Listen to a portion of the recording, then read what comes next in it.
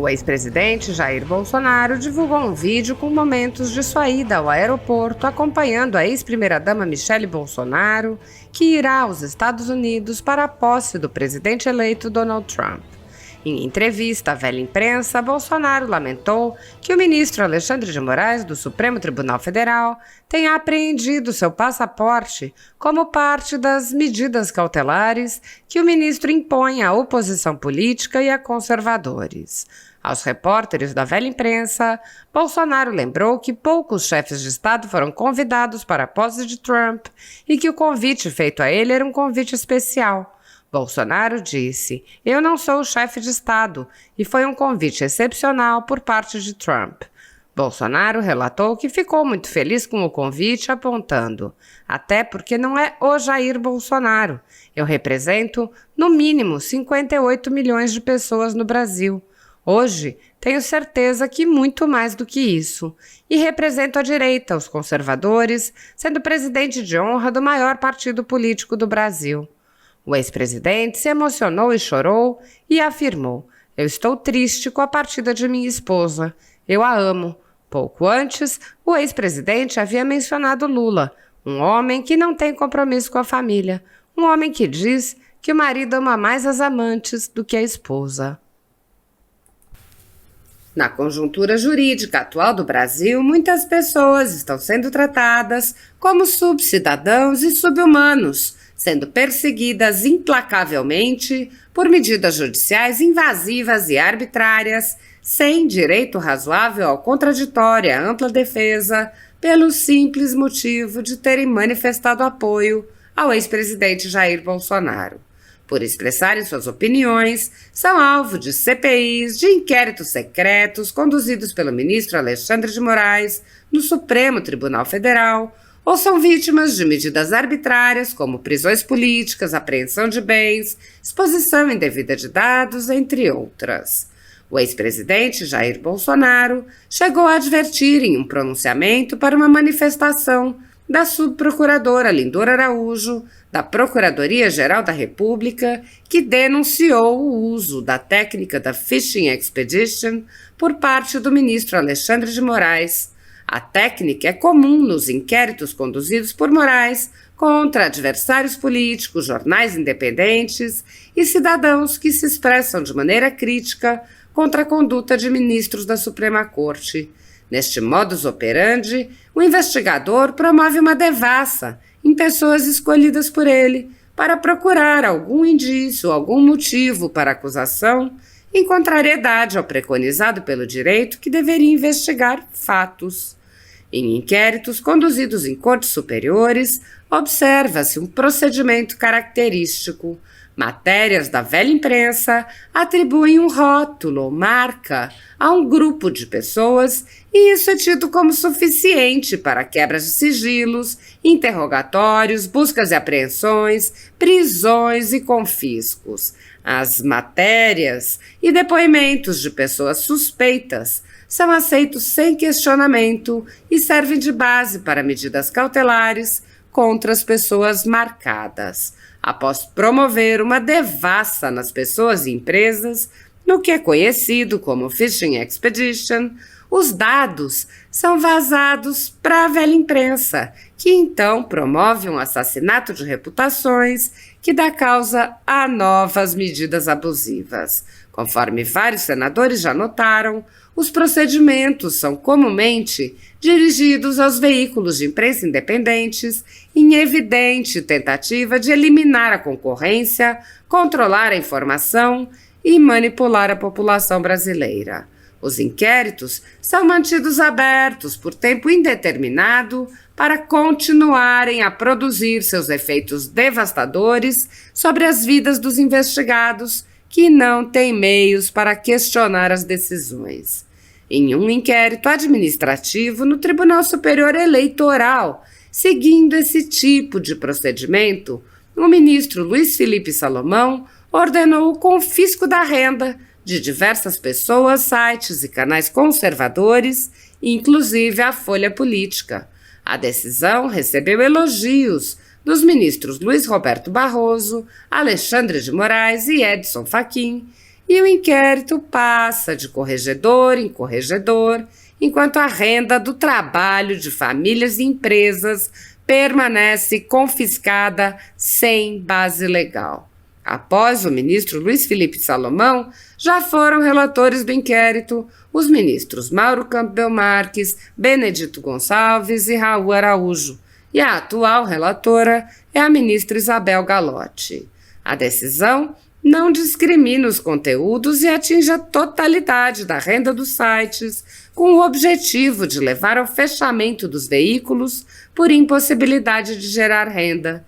Todos os rendimentos de mais de 20 meses de trabalho são retidos sem qualquer base legal. Se você apoia o trabalho da Folha Política e pode ajudar, doe qualquer valor à empresa Raposo Fernandes através do Pix, utilizando o QR Code que está visível na tela ou o código ajude@folhapolitica.org. Caso prefira, há a opção de transferência bancária para a conta da empresa Raposo Fernandes, disponível na descrição deste vídeo e no comentário fixado no topo. Há mais de 10 anos, a Folha Política vem mostrando os fatos da política brasileira e dando voz a pessoas que o cartel midiático quer calar. pix@ajude@folhapolitica.org. Assista. A notícia que o Moraes tinha negado a devolução do passaporte do senhor. Primeiro, fiquei muito feliz quando eu recebi a notícia do convite. Se não me engano, foram 5 chefes de Estado convidados. Eu não sou chefe de Estado. E fui um convidado excepcional por parte do Trump e sua comitiva. E, obviamente, todos sabem que o meu filho Eduardo tem um excelente relacionamento com ele. O mundo todo, podemos dizer assim, esteve com ele por ocasião da apuração das eleições. E fiquei muito feliz. Até porque não é o Jair Bolsonaro. Eu represento no mínimo 58 milhões de pessoas no Brasil. Hoje tenho certeza que muito mais do que isso. E represento a direita, os conservadores, sendo presidente de honra do maior partido político do Brasil. E que, obviamente, seria muito bom me ir lá. O presidente Trump gostaria muito. Tanto é que ele me convidou. Um homem que não tem compromisso com a família. Um homem que diz que os maridos amam mais as amantes do que as esposas. Eu tô triste com a partida da minha esposa. Eu a amo. Ela já tá ok? Tá ok. Pode vir, senhora.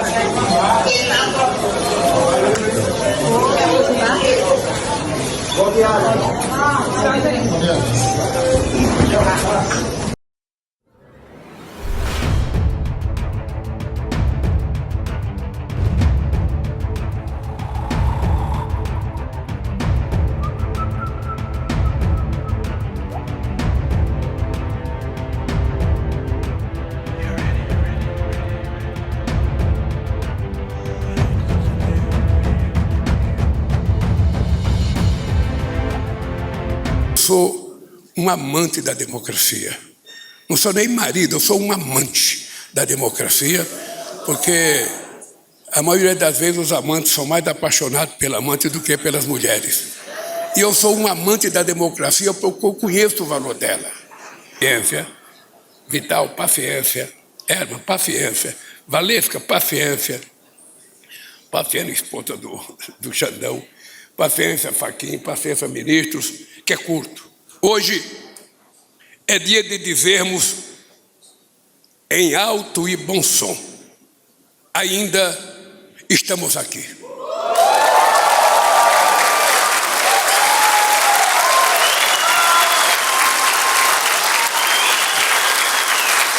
Estamos aqui para dizer que estamos vivos e que a democracia está viva, ao contrário do que planejavam os golpistas de 8 de janeiro de 2022.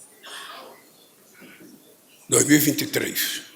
Vai se completar um ano do dia 8 de janeiro, né? Que lições que ficam a respeito desse tema?